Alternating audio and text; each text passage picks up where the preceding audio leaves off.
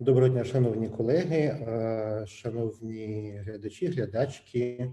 Дуже дякуємо, що приєдналися до нас цього несонячного київського дня. Ми починаємо сесію Національної правозахисної неконференції 2020 року, яка присвячена темі дуже нагальній, дуже важливій зараз для дуже багатьох людей, як Україна може допомогти білорусам і білоруськам, які рятуються від репресій на батьківщині.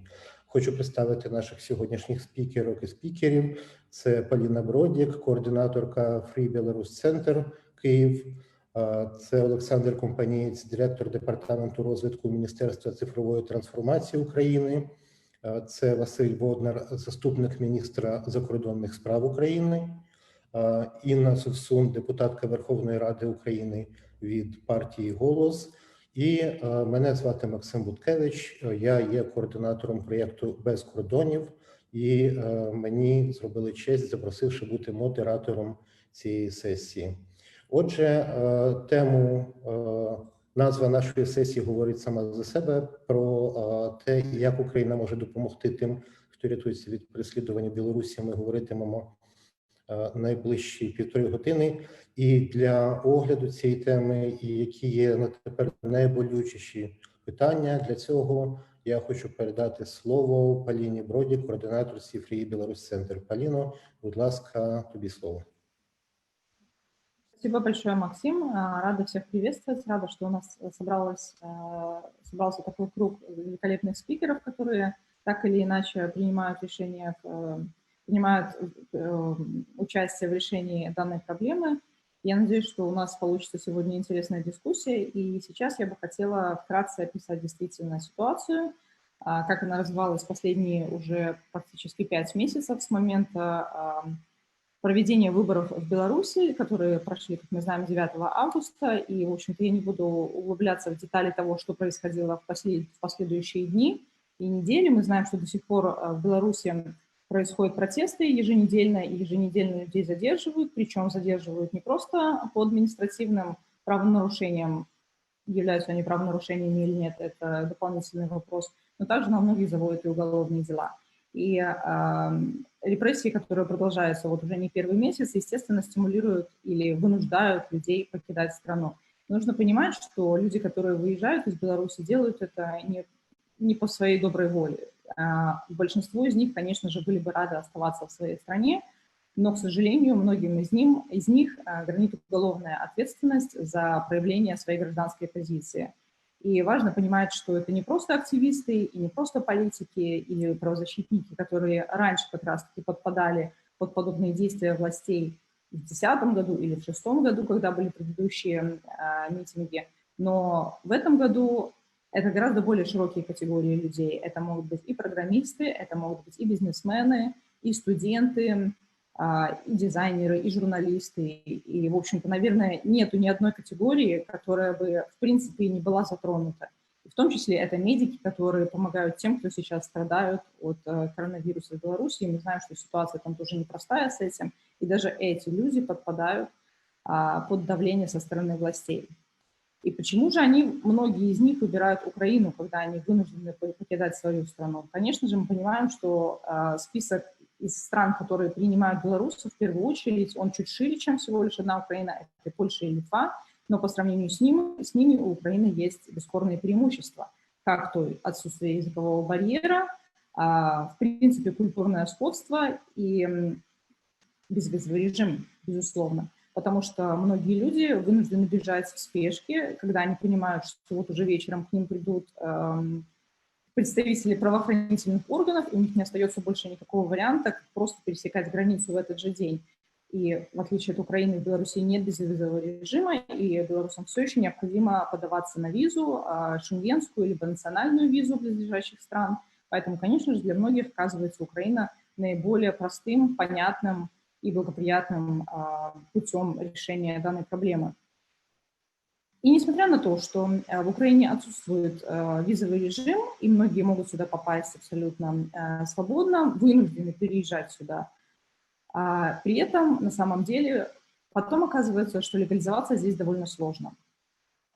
И после пересечения границ для многих встает вопрос, каким же образом получить здесь документы, чтобы можно было находиться в стране более 90 дней, и каким же образом получить разрешение на работу. И это две основные проблемы, с которыми сталкиваются большинство людей, которые приезжают сюда. И важно понимать, что вот те категории, которые я описала, это ведь трудоспособные, законопослушные граждане, которые с большим удовольствием хотели бы найти способы, чтобы была возможность и в Украине продолжать сознательную, законную жизнь, платить налоги, работать, получать доход с этого и довольно успешно инкорпорироваться в общество, которое их с радостью принимает. Но тут они сталкиваются с большими трудностями. И надо сказать, что, конечно, количество людей, которые приезжают в Украину, довольно велико. Из тех данных, что у нас есть у пограничной службы, за август-сентябрь, я отмечу, что это тот месяц, тот период, когда граница в Украине была закрыта, въехало больше 70 тысяч белорусов. И это довольно большая цифра. И я думаю, что если бы мы сравнили с 2019 годом, то, наверное, мы бы удивились разнице в этом году в большую сторону. Но, к сожалению, пока мы не обладаем данными более точными за все периоды, начиная с августа по декабрь. Но я надеюсь, что в скором времени у нас появятся и эти цифры.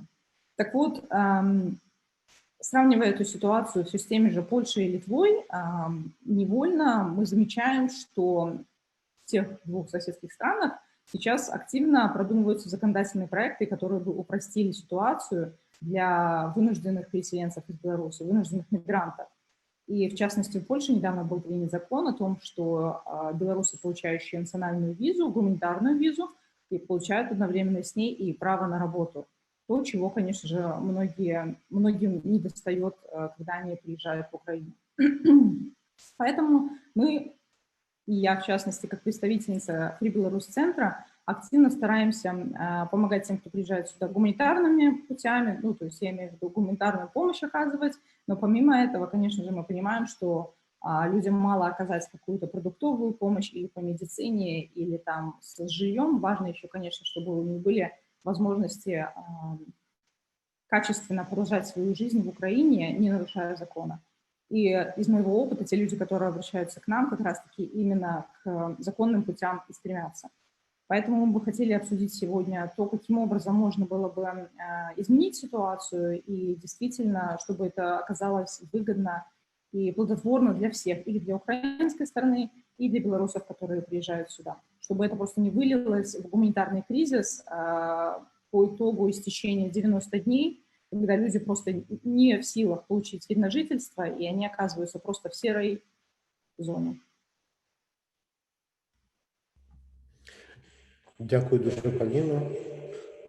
Дякую за цей огляд ситуації, в якій опиняються громадяни Республіки Білорусь, які вимушені приїхати в Україну, і про причини того, що вони змушені приїздити.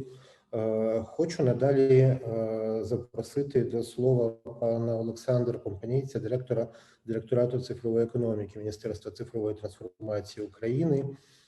Передусім вас, пане Олександре, тому що коли говорили про вимушену еміграцію громадян Білорусі, то дуже часто, передусім, можливо, навіть згадували фахівців з інформаційних технологій, IT-сферу, і, власне, Мінцифри доклало чимало зусиль, те, що відбувалося в публічному комунікаційному просторі, для того, аби зробити Україну для цих людей привабливо, тим більше, коли є сусідні наші держави, які так само зараз пропонують певні вигідні умови для IT-фахівців і фахівчин з Білорусі.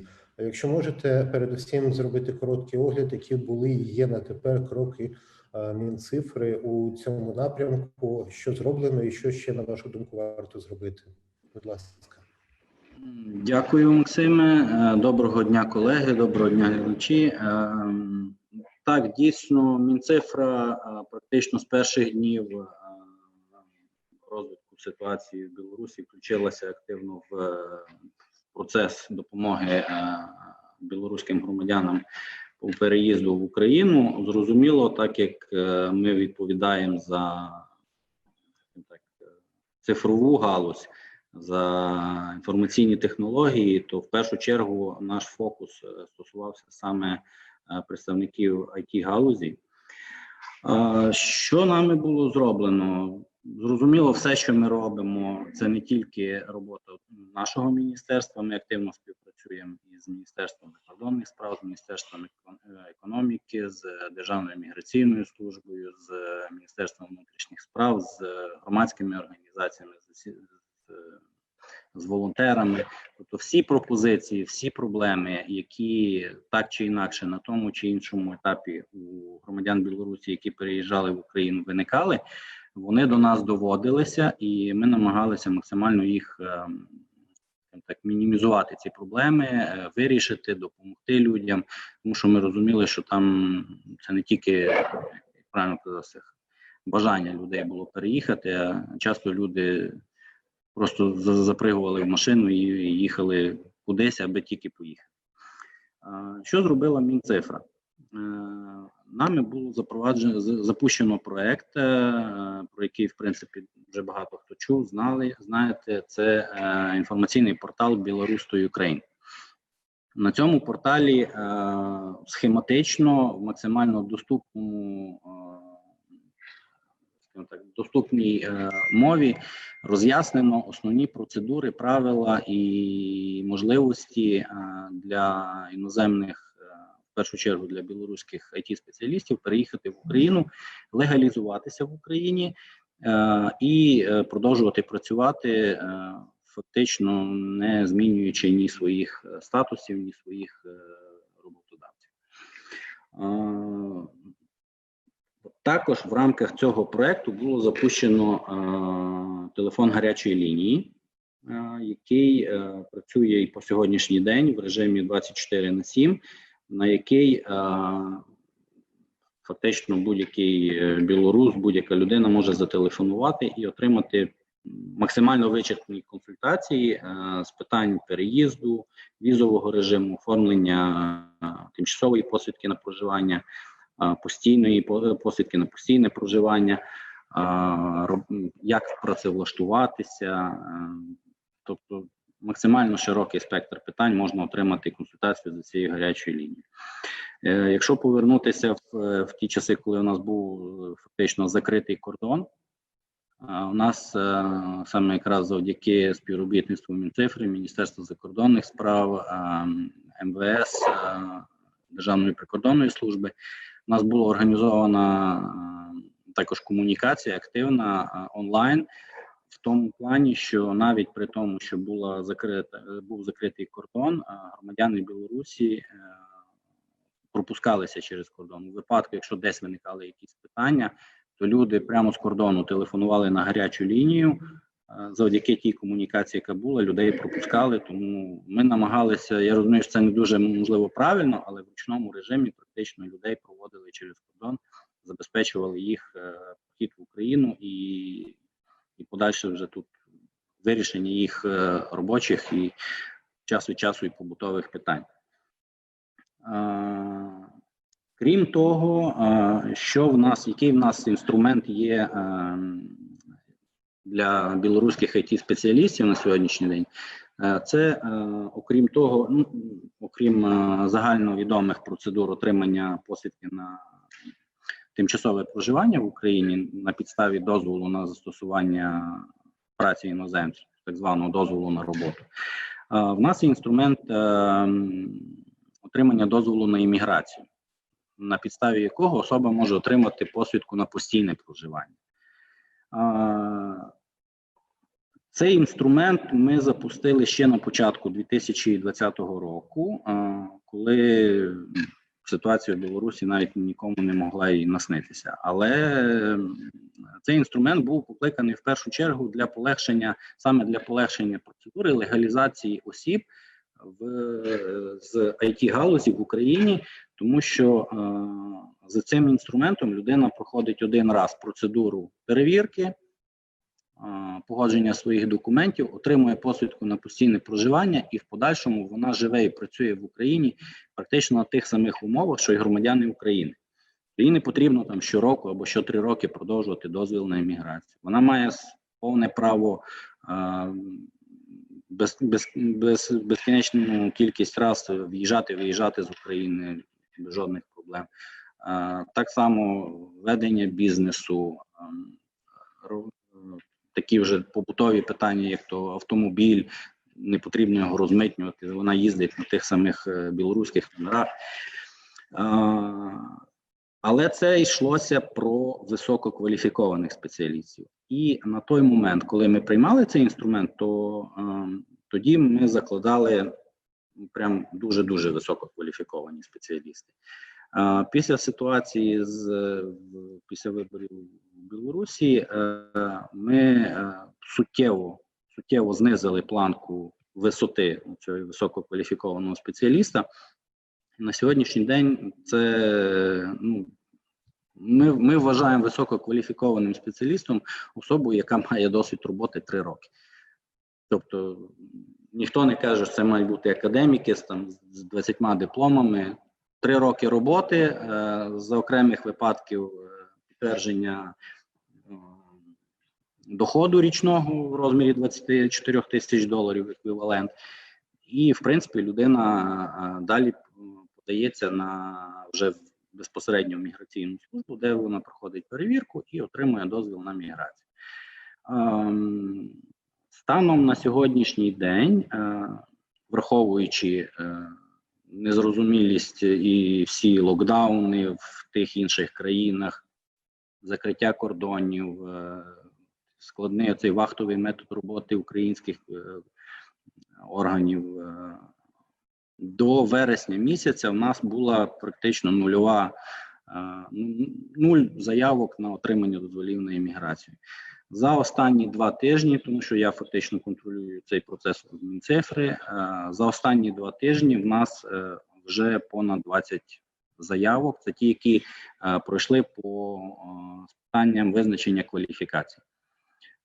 Є і інші люди подаються без нас, без Мінцифри, вони напряму йдуть в міграційну службу. Тому процес пішов. Гаряча лінія, вона продовжує працювати і в сьогоднішній день. І так, щоб бути прям чесним, гаряча лінія, ось він, цей телефон. Він 24 години на добу, 7 днів на тиждень, він біля мене. І дзвонять і в 3 ранку, і в 5 ранку. Завжди даю консультації. І процес пішов.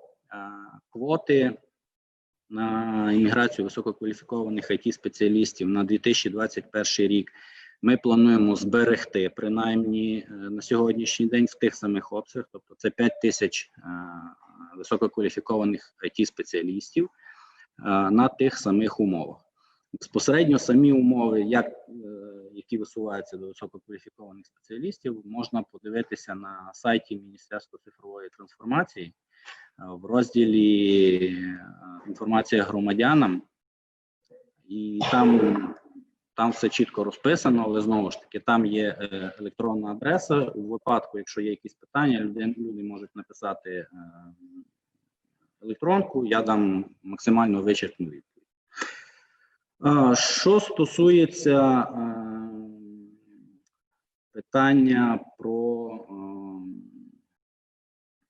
спрощення процедур в'їзду. Як я вже говорив попередньо при підготовці конференції, було би дуже здорово, якби в нашій конференції прийняла участь Державна міграційна служба. Тому що 90% питань це буде якраз їх відповідальність, їх сфера. Я можу тільки коментувати трішки те, що ми намагаємося допомогти іноземцям. І ті процедури, які фактично я вже закритими очима розумію, тому що людей десь і покроково з ними пройшов всю процедуру. Фактично, в порівнянні так як казала Поліна, з Польщею, тією ж або Естонією, у нас є кілька конкурентних переваг. Перша конкурентна перевага – це безвізовий режим. Тобто людина сідає в машину, заїжджає, все, проблем нема. Друга конкурентна перевага – це мова, ментальність, як би там не було, але Україна, Білорусь, це нема про що говорити, якісь різниці. І фактично на сьогоднішній день з діючим законодавством України за безвізом громадяни Білорусі можуть заїжджати в Україну на 90 днів протягом півроку. І Я розумію, бувають різні ситуації, але казати, що 3 місяці для того, щоб отримати, легалізуватися в Україні, це мало, це не завжди правильно так казати. Тому що, якщо ми говоримо про найпростішу процедуру легалізації, це легалізація, я маю на увазі реєстрації людини в Україні, отримання дозволу на роботу, працевлаштування і далі офіційної роботи. Це саме через працевлаштування в українській компанії. На сайті Belarus2Ukraine, про який я говорив в самому початку, є посилання на телеграм-канал, в якому на сьогоднішній день зареєстровано близько 10 українських IT-компаній, які в режимі онлайн закидують туди вакансії. І так само люди, які шукають роботу, вони можуть писати в цей самий телеграм-канал, і ті компанії, які там є, просто людину підхоплюють, і я знаю, що найменше 3 людей, 3 білоруса через цей канал знайшли роботу. Після того, як людина домовилася фактично про роботу з українською компанією, компанія подає на цю людину запит в Державний центр зайнятості на отримання дозволу на застосування праці іноземців. Відповідно до законодавства і по факту, з моменту подання цієї заяви до моменту видачі самого дозволу це 5 робочих днів. Далі, після отримання дозволу на застосування праці іноземців, особа з цим дозволом йде в міграційну службу, подає документи, визначені законодавством, протягом максимум 2 тижнів вона отримує посвідку на тимчасове проживання в Україні. Тобто 5 днів, 15 днів, і того 20. З усіма моментами, нюансами місяць-півтора. Тому і є багато прикладів, маса прикладів про те, що люди саме так і зробили. Я розумію, що бувають моменти, часто треба подавати ряд документів, які в цій ситуації громадяни Білорусі не завжди можуть отримати. Скажімо, там отримати, апостилювати свої документи. Тому що не кожен білорус зараз в здоровому глузді піде в Міністерство внутрішніх справ Білорусі просити якісь печатки на якісь документи. Таке. Тому і це питання також ми врегульовуємо, намагаємося максимально сприяти. Міграційна служба не вимагає прямо ці документи, самі роблять запити в Білорусь, десь там отримують відповіді, десь не отримують. Тому необхідно розуміти, що багато цих от процедур у нас врегульовані законами. Внесення змін до законодавства, всі прекрасно розуміють, що це не сьогодні на сьогодні. Це досить тривалий процес, його треба, ці зміни треба погодити з доволі значною кількістю інших установ і організацій. І це, якщо повертатися до процедури, можливої процедури про продовження терміну перебування білорусів з 90 до 180 днів. Ці всі норми, вони саме врегульовані законом. І, на жаль, або на щастя, просто указом президента це врегулювати не можна. Треба вносити зміни в відповідні закони, і ми над цим активно працюємо, так, щоб це зробити максимально чітко, максимально правильно, для того, щоб це не було, по-перше, дискримінаційно, по-друге, щоб воно було правильно, щоб далі ніхто не поніс ніякої незаслуженої або неправильної відповідальності, там, адміністративної, кримінальної. Тому на сьогоднішній день 90 днів в розпорядженні громадян Білорусі є. Багато інструментів працюють, є можливість все зробити. Те, що я кажу, гаряча лінія вам в допомогу. Якщо можна, то я зараз озвучу прямо в ефір номер телефону. Це плюс 38 050 516 64 35.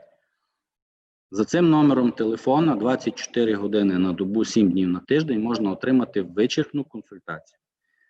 Тому ми завжди раді допомогти нашим братам-білорусам в скрутну хвилину.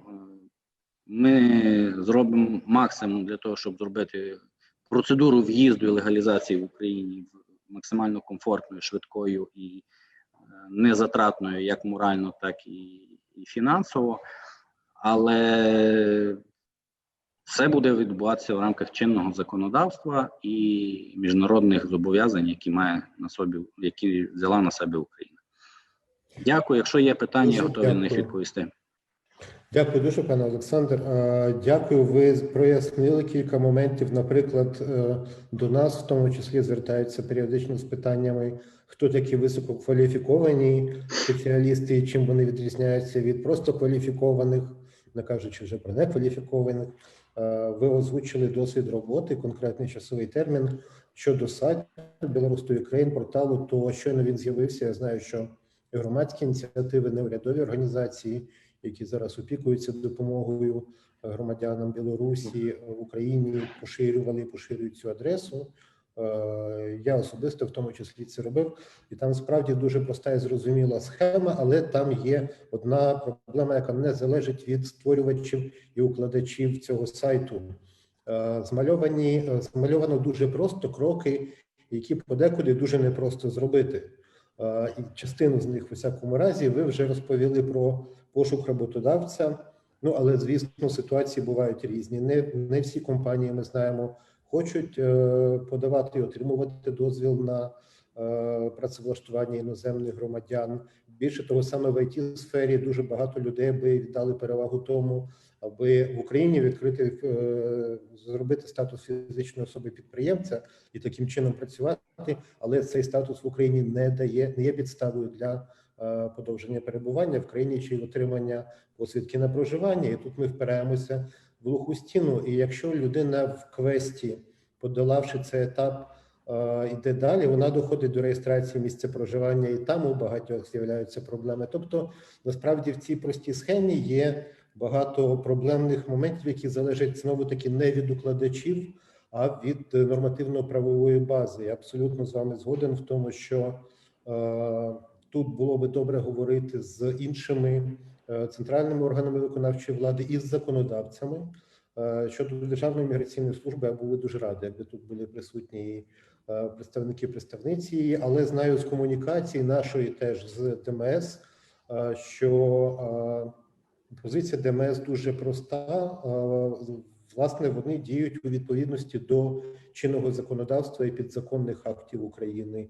І ДМС не має права законодавчої ініціативи і так далі, само собою, те, що озвучується у всякому разі. І я так розумію, що от указ президента Зеленського, про який ви згадували, він, власне, спрямований на те, щоб бодай тимчасово усунути чи відтермінувати деякі з цих проблемних моментів у перебуванні громадян Білорусі в Україні, але на тепер він лишається ще радше дороговказом. Він не є документом, він не містить положень прямої дії і механізмів. І ви озвучили, що зараз готуються такі, власне, зміни до нормативно-правової бази. Скажіть, будь ласка, чи є розуміння, протягом якого бодай приблизно часового терміну можна чекати на відповідні зміни до нормативно-правової бази, щоб цей указ став реальністю про бодай про 180 днів і те, що з ними пов'язано? Дякую за запитання. Якщо можна, то я почну з останнього запитання. Одна з самих невдячних справ – це робити прогноз. Коли воно буде прийнято? Я не можу вам дати відповіді на це питання, тому що в процесі прийняття рішення задіяно дуже багато і органів виконавчої влади, і установи організацій, які діють під керівництвом цих органів. Плюс ми розуміємо, що на сьогоднішній день, знову ж таки, повертаємося до того, що всі ці процедури, вони унормовані законами. Внесення змін до законодавства, ми, як Кабінет міністрів України, можливо, би і хотіли, але ми не можемо змінювати законодавство. Зміни законодавства – це прерогатива Верховної Ради України, і яка, в принципі, на сьогоднішній день має чим зайнятися. Є багато питань, які прям горять. Але я не говорю те, що вони не хочуть. Ні, вони готові, але ми мусимо, Василь Миронович хоче додати. Пане Максиме, якщо ви дозволите, я перепрошую, що втручаюся. Я просто не пан Олександр вже таке враження, що працює в консульському департаменті у нас і знає, як живий консул, який переводив людей через кордон, наскільки проблем виникає у громадян Білорусі для того, щоб залишитись в Україні.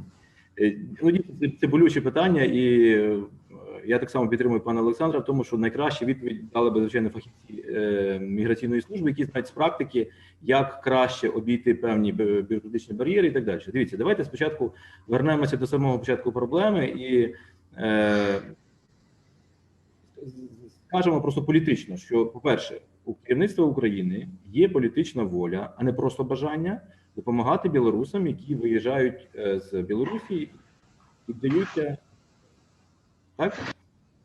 По-друге, було видано 2 укази президента, і зараз перший указ – це про IT-спеціалістів, другий – про спеціалістів високої кваліфікації, підприємців.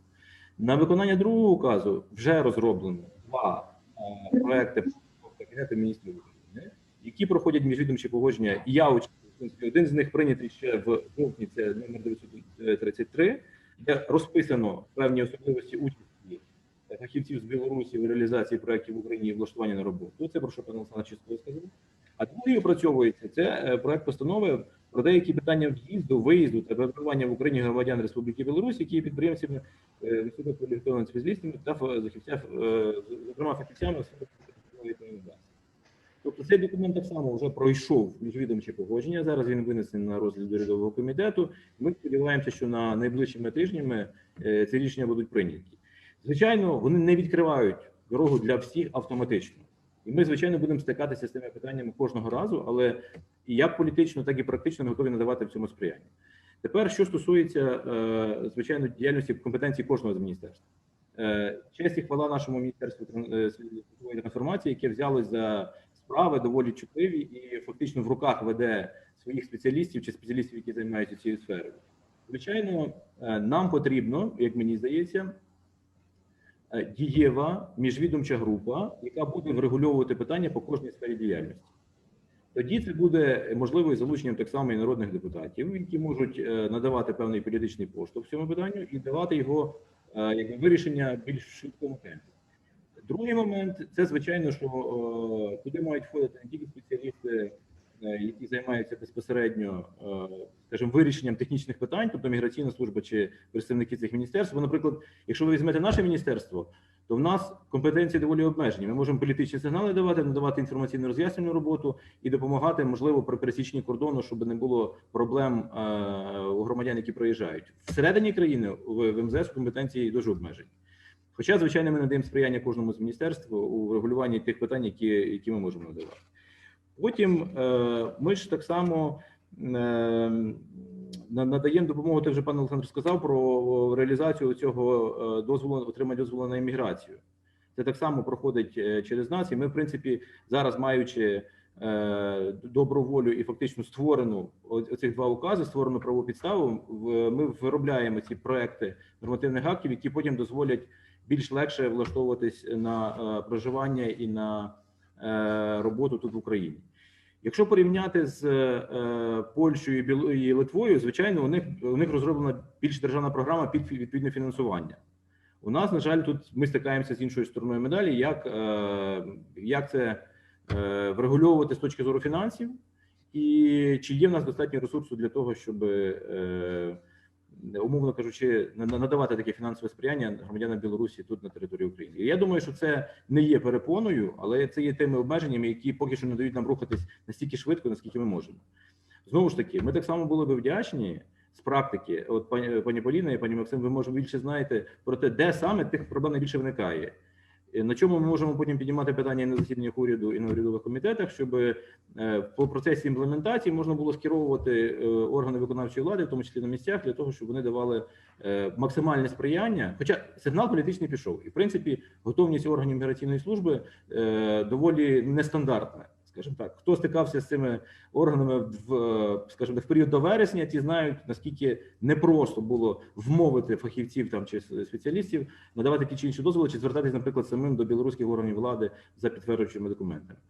Тобто воля є, готовність є, робимо технічно, наскільки це можливо, і будемо вам вдячні за зворотній зв'язок і за керування чи підкеровування нам тих проблем, які з нами зараз виникають в практиці. Дуже дякую, пане Василю. Дякую, пане Олександре. Мені сказали організаторки цього заходу, нагадаю, це Free Belarus Center, що у пана Олександра обмежений час можливої участі. Я не знаю, чи це так чи ні. На жаль, так, да, я б з задоволенням ще говорив. Якщо можна, да, я додам ще буквально. Да, додам буквально, що стосується визначення, хто такі висококваліфіковані, хто такі невисококваліфіковані спеціалісти.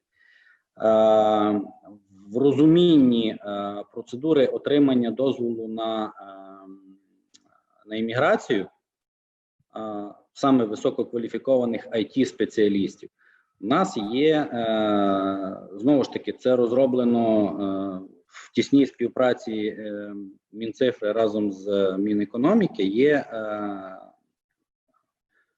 розпорядження Кабміну 431-Р про встановлення квоти. І в рамках цього розпорядження є наказ Міністерства Мінекономіки номер 283. Але посилання на цей наказ і на таблицю є на сайті Мінцифри, те, що я казав. Значить, там в тому наказі чітко кодам професій розписано, по якій професії які кваліфікаційні вимоги.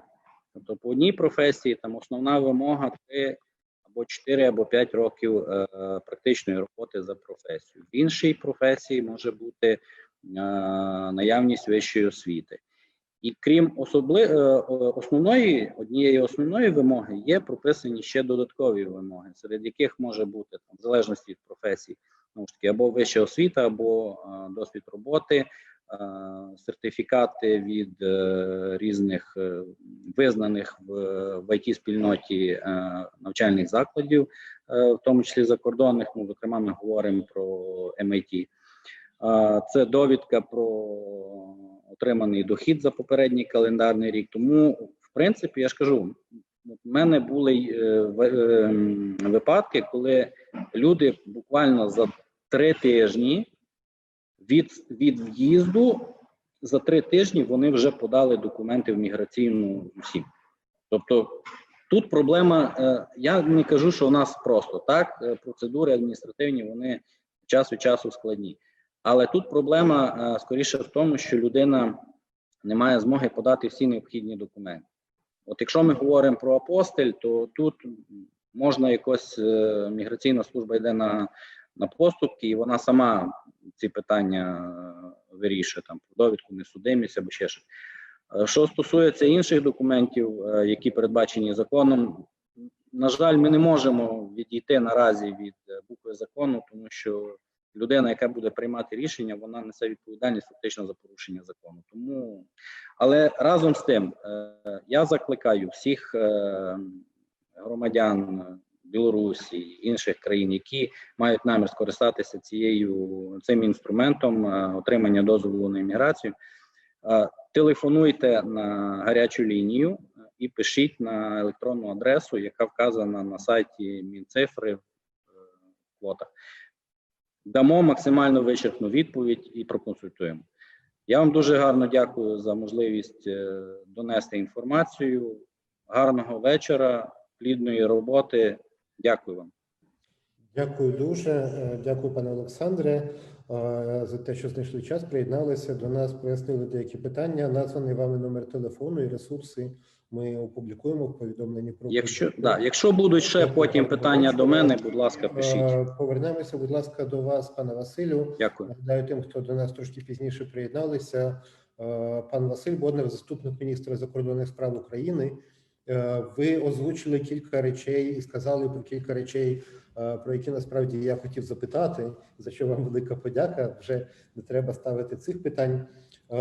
І так само маю відзначити, що позиція Міністерства закордонних справ України, те, що озвучувалося МЗС, вона послідовна у тому, що стосується і ситуації в Республіці Білорусь, і позиції України стосовно підтримки тих громадян Білорусі, які потерпають від репресій. Ну, тепер виглядає так, що не хочеться вживати цю мілітаристську лексику «єдиний фронт», але є чітка позиція групи країн, і це не група, це спільнота фактично, яка представляє собою більшість у Східній Центральній Європі, які публічно і постійно говорять про порушення прав людини в Білорусі. І Україна є ключовою країною в цій спільноті. Ну, якщо вже не казати навіть про те, яке місце Україна посідає у пропаганді державних засобів масової інформації Республіки Білорусь зараз, які підконтрольні режиму Лукашенка. Але оскільки у нас захід в рамках правозахисної неконференції, і ми, власне, маємо постійну справу з і порушеннями прав людини в Білорусі, людьми, які стали жертвами, об'єктами цих порушень або які рятуються від них, ми постійно стикаємося не лише з трагічними історіями, на жаль, трагічні – це не перебільшення, але й з неприємними для України питаннями. Те, про що щойно казав пан Компанієць, це дуже важливий напрямок роботи саме Мінцифри, від Міністерства цифрової трансформації іншого. І, ну, тобто саме цього, мабуть, і треба було очікувати. Але маю зізнатися, що я неодноразово за ці вже 4 місяці, коли триває криза в Республіці Білорусь, вже 4 місяці виходять громадяни Білорусі на вулиці, сідають до в'язниць, стають жертвами катувань і змушені виїздити з країни.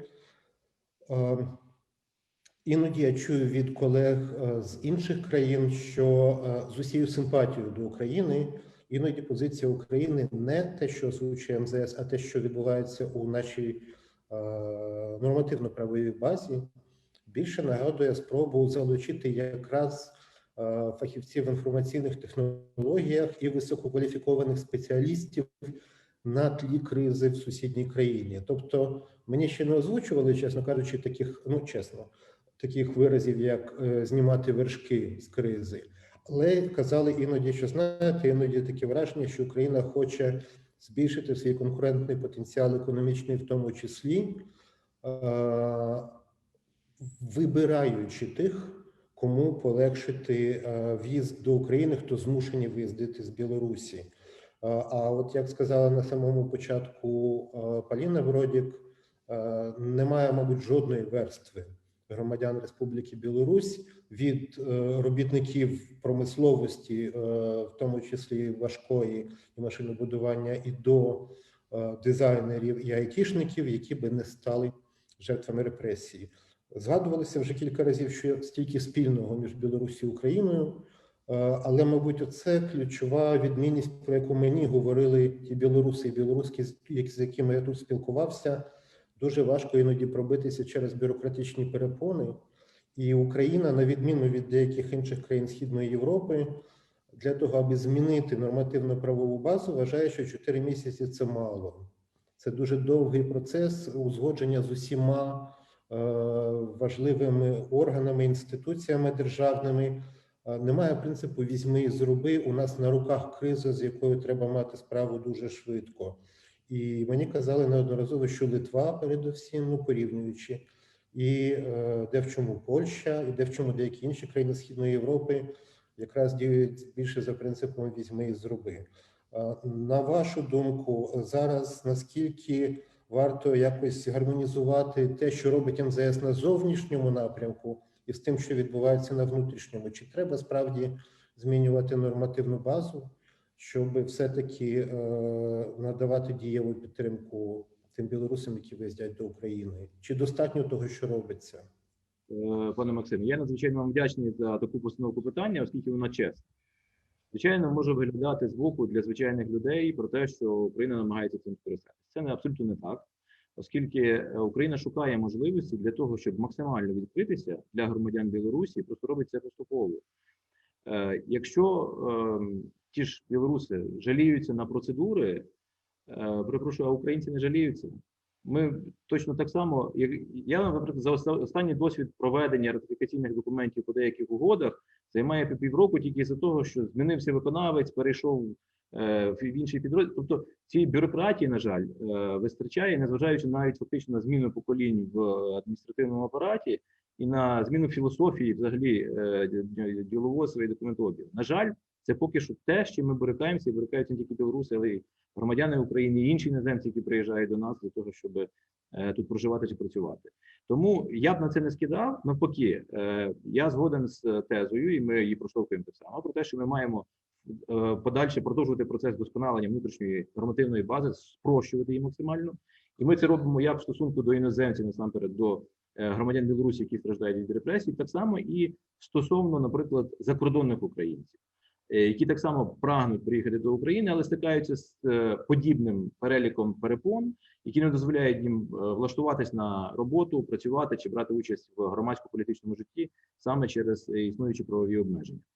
Не все зразу вдається швидко, але однозначно стопу не буде. І на цих двох указах процес перетворень не зупиниться.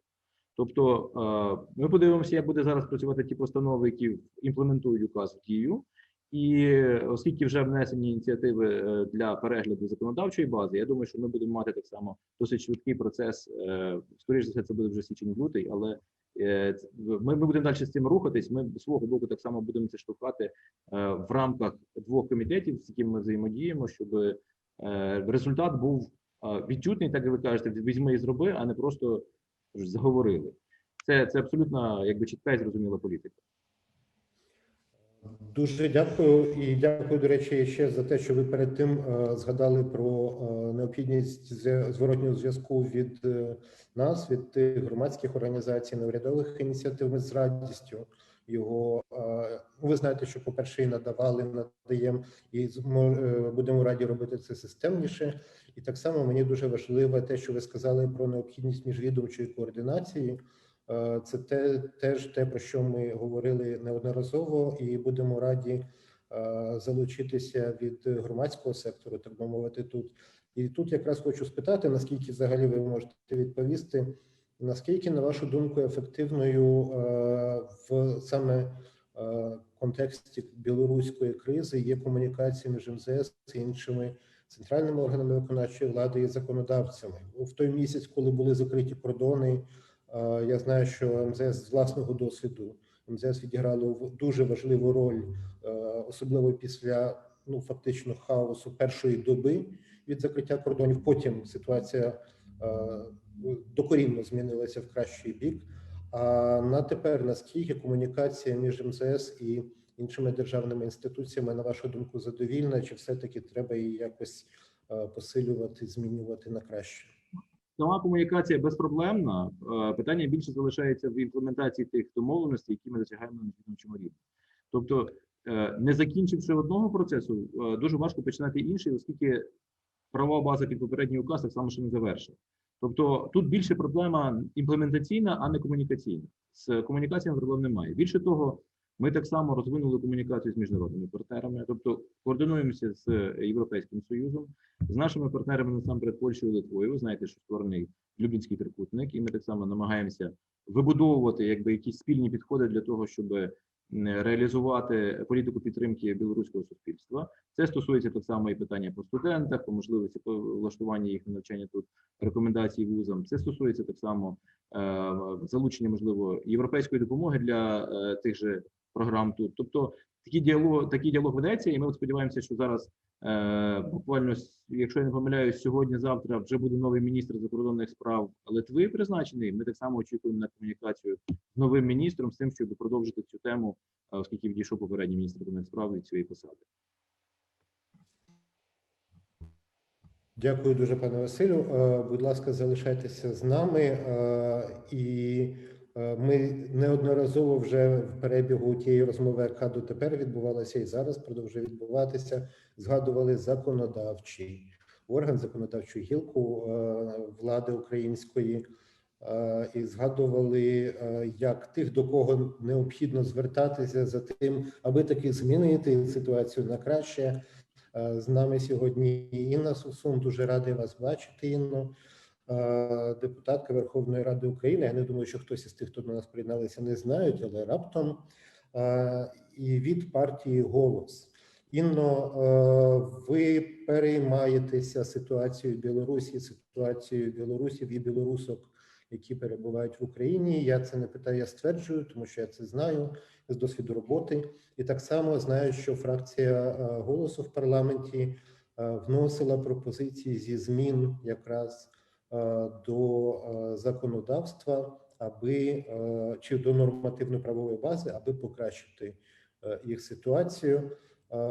Будь ласка, ну, спершу розкажіть про те, що зроблено, а і що хотілося, але не вдалося зробити, і що треба зробити, на вашу думку. Це, можливо, відразу друге питання, аби покращити ситуацію, аби допомогти білорусам, які рятуються від репресій на Батьківщині. Вам слово.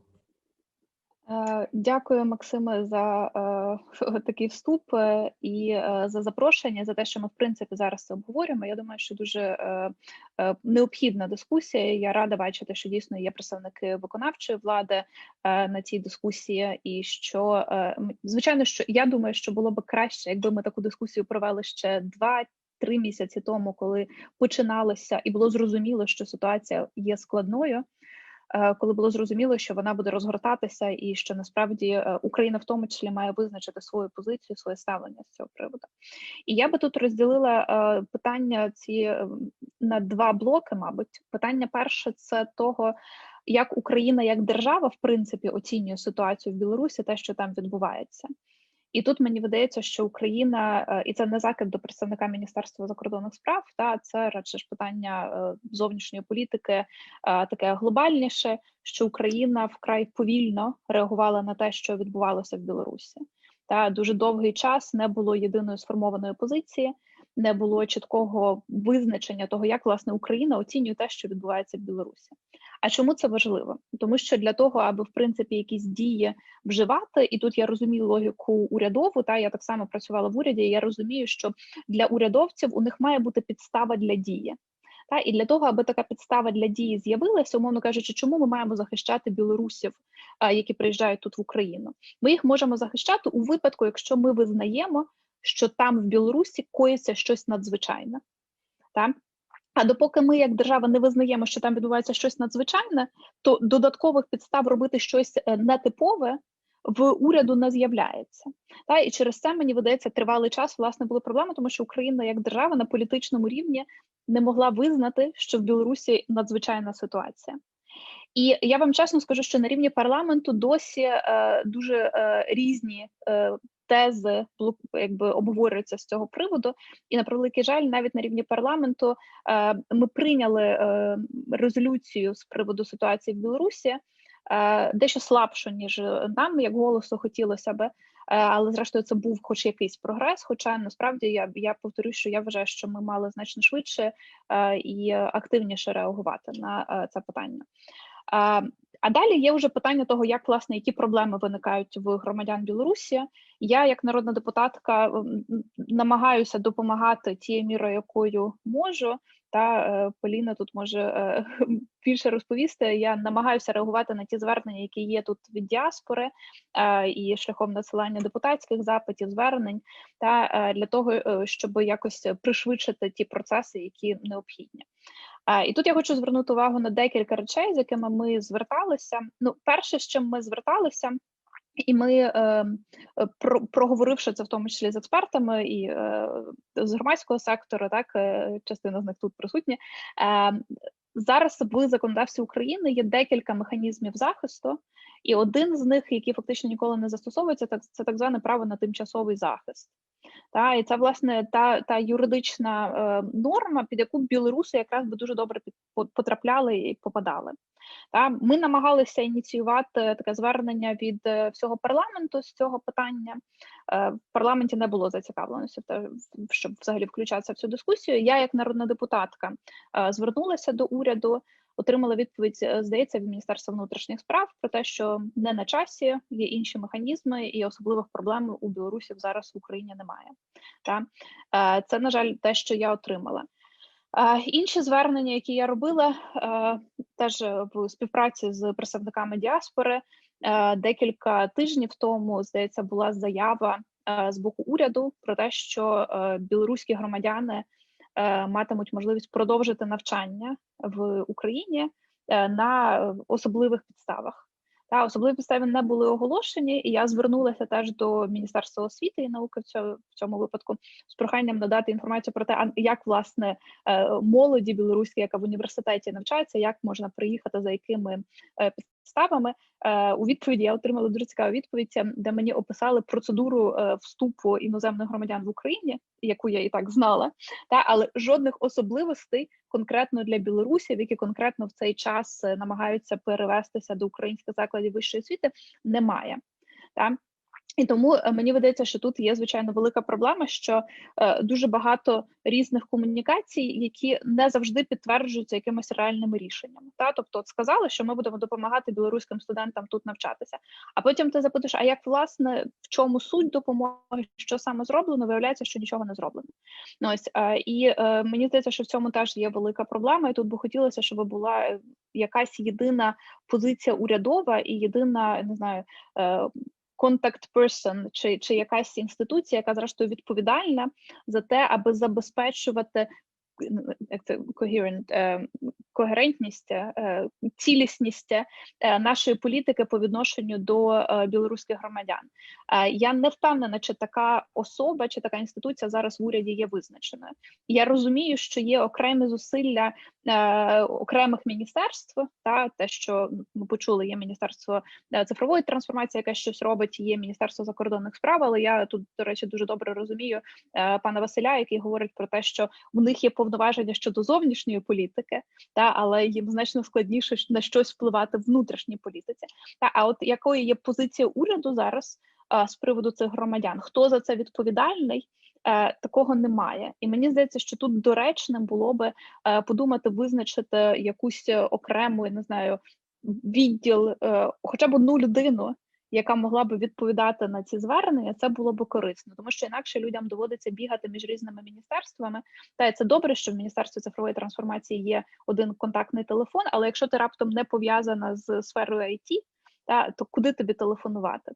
На щастя, є громадські ініціативи, які намагаються з цим допомогти, але знову ж таки навіть їм доводиться шукати, з ким в уряді комунікувати, для того, щоб отримати результат.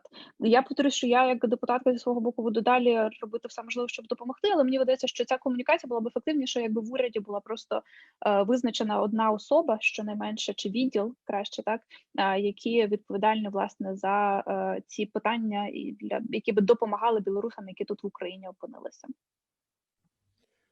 Дякую дуже. Бачите, у нас вже друга пропозиція не пропозиція, власне, а наполягання на необхідності когерентності, координації, бодай, послідовної, спільної, скоординованої позиції і дієвої. І пан Василь це озвучив, і ви це озвучуєте.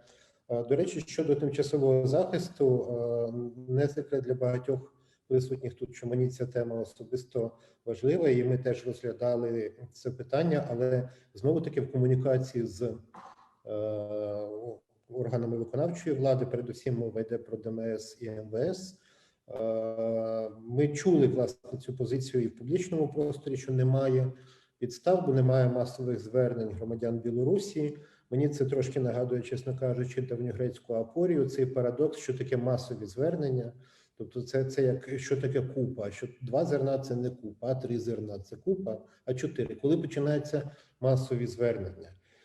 Тим не менше, ми бачимо, що на тепер немає бажання, немає волі запроваджувати цей механізм, який передбачений законодавством, в тому числі тому, що там передбачено бюджетні витрати, хоча, у всякому разі, нам так пояснювали, хоча, думаю, що можна було би якось це зробити і без бюджетних витрат. Не секрет, що для більшості громадянок Білорусі, які виїздять до України, основна проблема не в тому, що їм не допомагає українська держава матеріально, а у тому, що в них через якийсь час зникає легальний статус і легальні підстави для перебування в країні.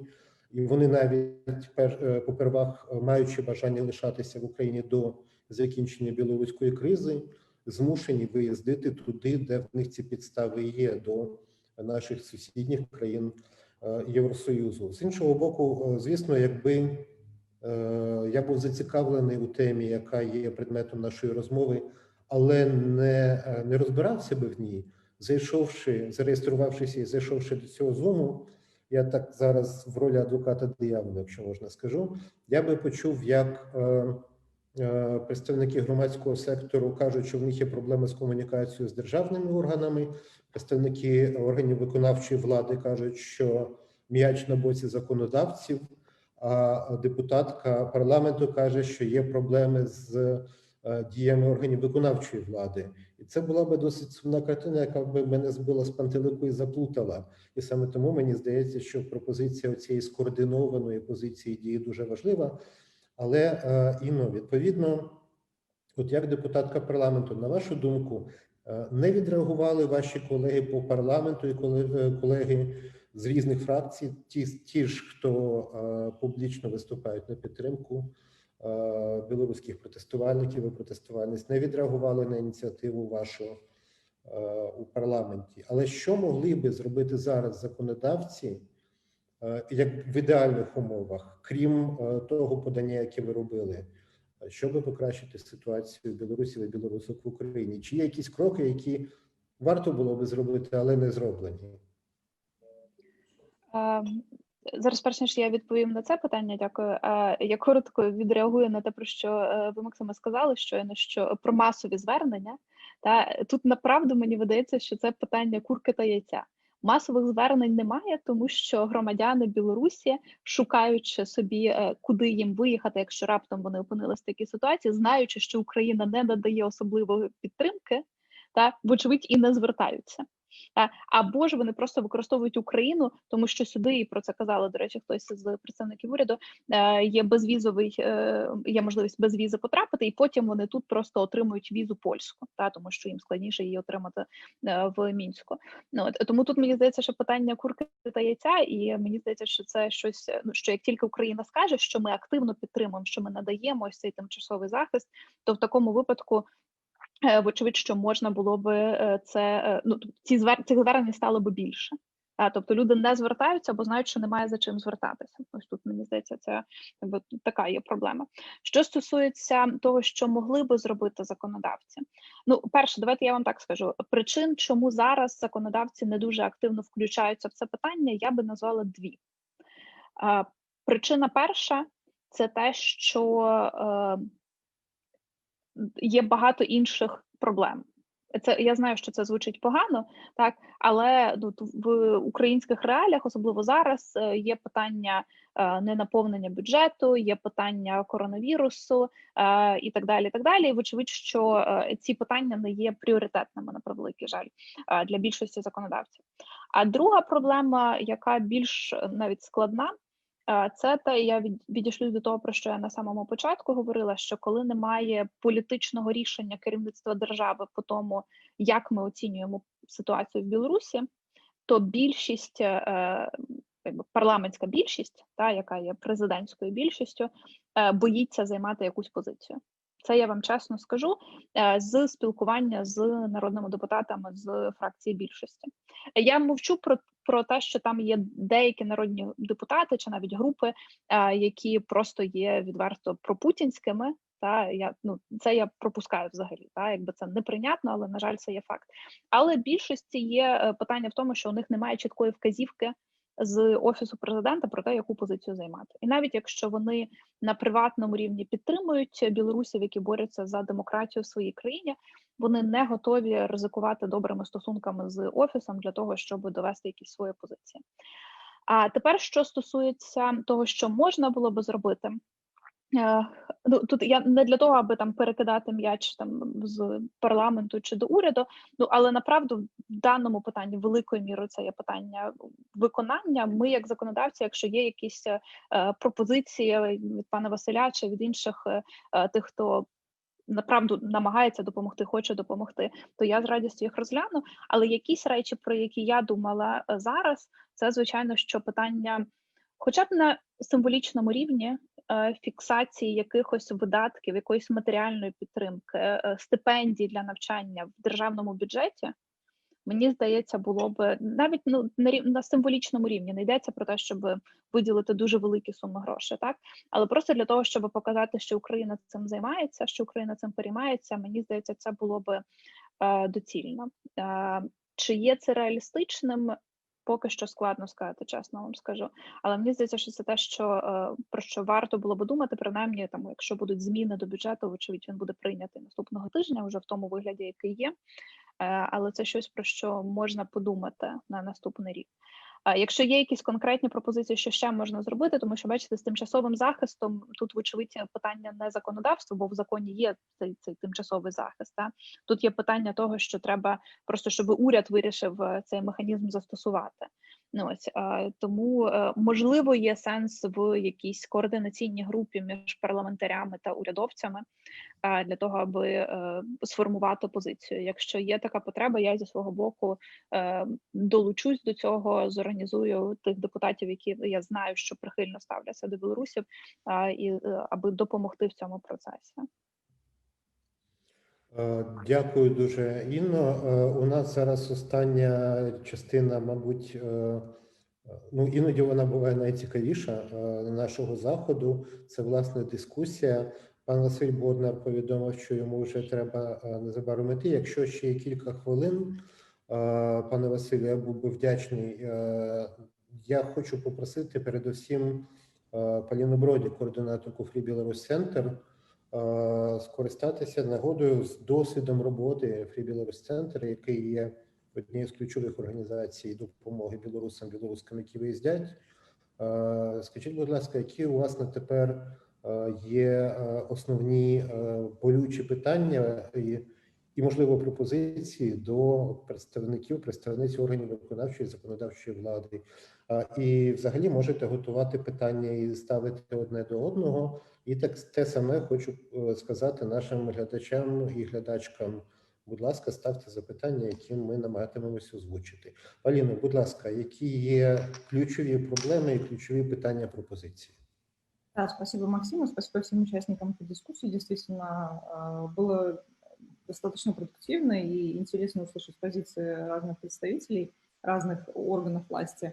Я хотела бы подчеркнуть просто, что мы действительно приветствуем то, что Министерство цифровой трансформации активно включается в эту работу. Это действительно очень плодотворная деятельность, но тем не менее, несмотря на то, что мы все знаем, что в Беларуси много хороших IT-специалистов, не все белорусы ими являются.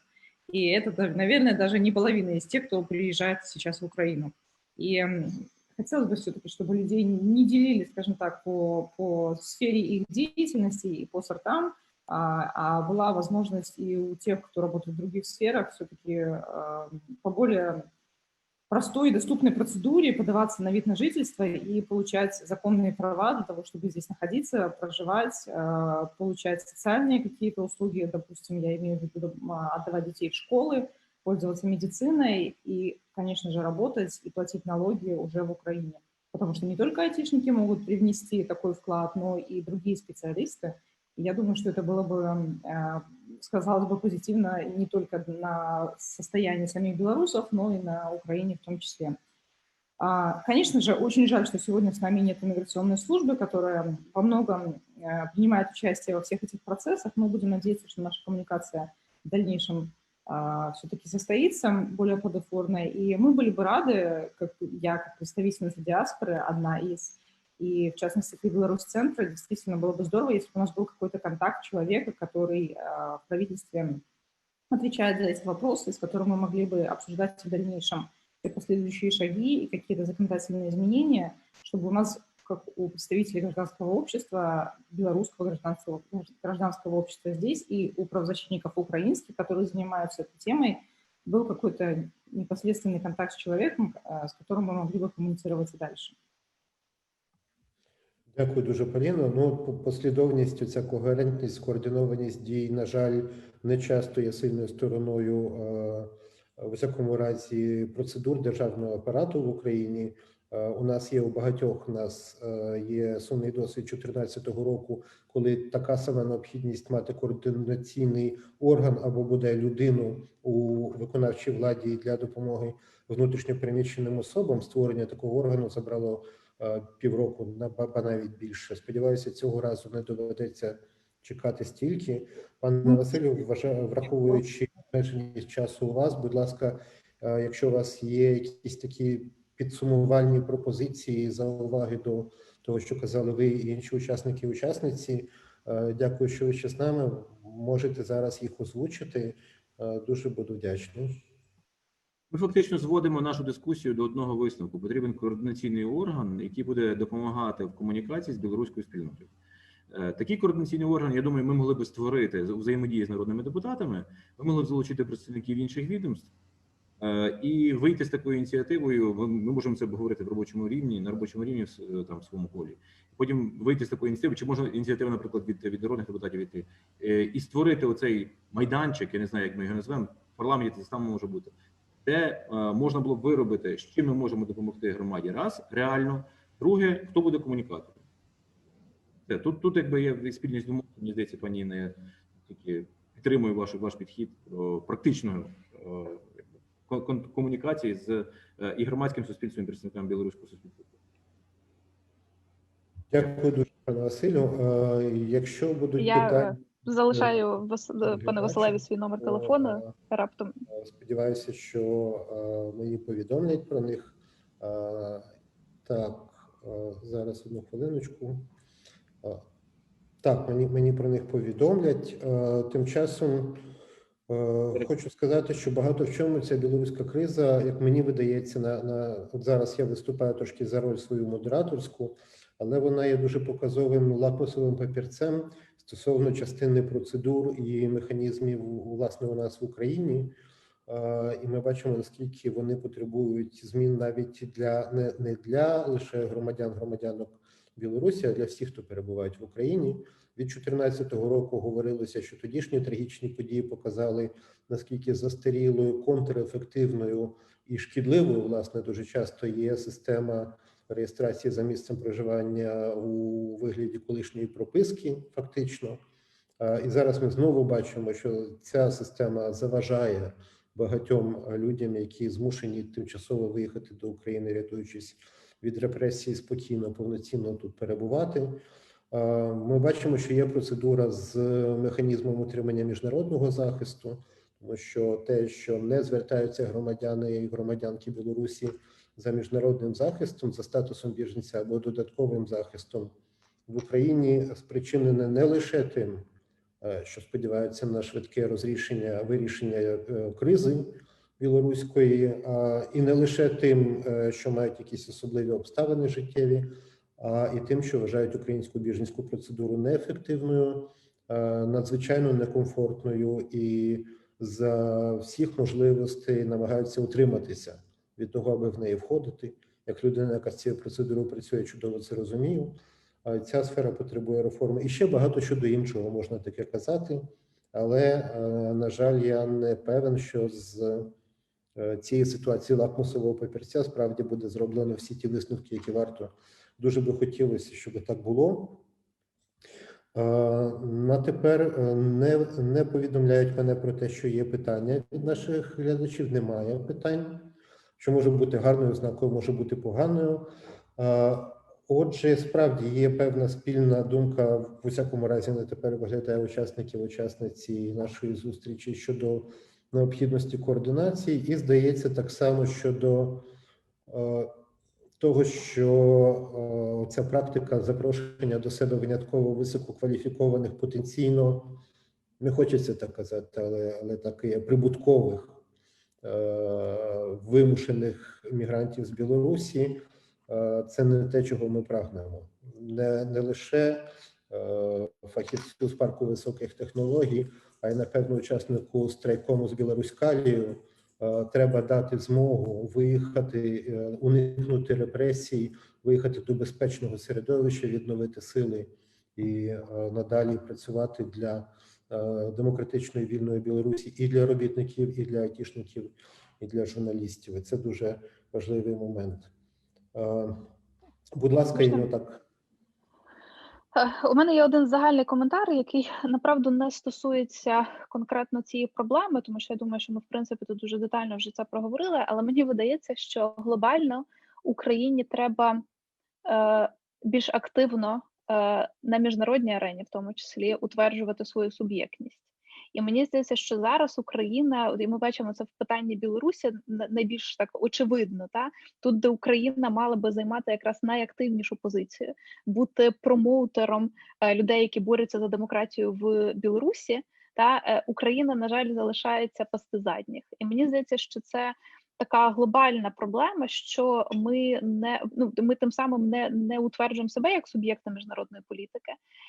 Ми тим самим, для мене особисто, звичайно, зраджуємо тим цінностям, які ми декларували в 2014 році, виходячи самі на вулиці, тому що я переконана, що ми маємо далі жити відповідно до тих цінностей і допомагати іншим, які борються за ті самі цінності. І в тому числі думати, знаєте, стратегічно. Це в тому числі є питання стратегічного думання в міжнародній політиці. Україна мала би, до прикладу, в тому числі підтримувати людей, які борються за демократичні перетворення в Росії. І це мало би бути частиною нашої міжнародної політики. Тому що якщо ми цього не будемо робити, ми будемо вічно в реакційній ситуації. Ми завжди будемо реагувати на те, що довкола відбувається, замість того, аби, власне, нав'язувати, принаймні, на регіональному рівні наш порядок денний. Я розумію, що це не стосується напряму питання конкретно Білорусі, але мені здається, що це глобальна проблема української,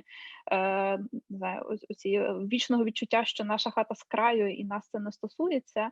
І ми через це не намагаємося навіть пропонувати щось своє. І в результаті це виливається в те, що ми не спроможні сформулювати базову політику про те, як допомогти невеликій кількості, порівняно невеликій кількості людей, які зараз вимушені тікати з Білорусі через те, що там відбувається. Мені здається, що це в тому числі така ментальна в управлінському рівні, на управлінському рівні проблема, як ми себе бачимо у світі, чи ми відчуваємо свою необхідність включатися в якісь події навіть у нас поблизу. Дякую дуже, Інно. Власне, можу лише погодитися. У нас зараз дуже часто сприймають зовнішню політику України, особливо в ці кризові роки, як таку собі реалполітик в найгіршому розумінні, необхідність укладати угоди і дружити з режимами, де масово порушуються права людини, що справді відбувається і, мабуть, іноді є необхідним, але і видавати туди людей, які тікають від переслідувань. І ситуація Республіки Білорусь була, в принципі, багато в чому схожою аж до серпневих подій цього року. І от зараз, нарешті, це замкнене коло, мабуть, варто щодо білорусів перервати і спробувати допомогти. Дуже дякую всім, хто взяли участь, знайшли час, можливість взяти участь у нашій цій сесії, у нашому заході. Я радий, що деякі конкретні пропозиції пролунали. Я дуже дякую Free Belarus Center за організацію цієї події. Я дякую організаторкам Національної правозахисної конференції, але не сказав не правозахисної конференції, головне не переплутати, де поставити не, але, на щастя, це правозахисна конференція 2020 року, Центру громадянських свобод, всім іншим причетним. І я думаю, що ми зараз, після завершення цього заходу, будемо працювати в тому числі над реалізацією бодай частини з того, про що ми тут говорили, і передусім встановлення якоїсь кращої, найкращої в ідеалі координації, вироблення спільної відповіді на білоруську кризу, не розтягуючи це на місяці, перекидання м'яча від однієї інституції до іншої і численні узгодження партійно-політично мотивованих позицій. Для того, аби допомогти людям, які рятуються від репресій, а ми маємо змогу їм допомогти. Ми маємо мати бажання і зробити це. Дуже всім дякую, гарного, безпечного вечора, бережіть себе і нагадаю, що завтра ще цілий день правозахисної конференції, де багато дуже цікавих, важливих тем на різних сесіях. Дуже дякую Поліні і її колегам-колежанкам за те, що дали мені змогу модерувати цей захід. На все добре.